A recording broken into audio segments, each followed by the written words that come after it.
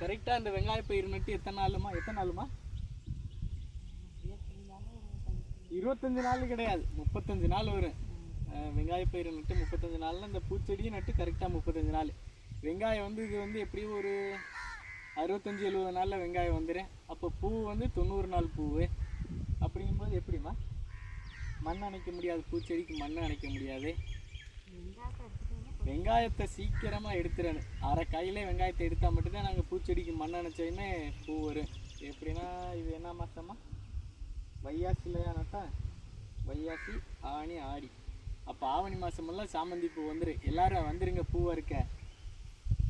அப்போ வைகாசி ஆனி ஆடி ஆவணி புரட்டாசி ஃபுல்லாக இருக்குது. அப்போ ஐப்பசி கார்த்தி அடமழை காலத்துலலாம் பூ வராது. சரி வாங்க எல்லோரும் கல்லை எடுக்கலாம்.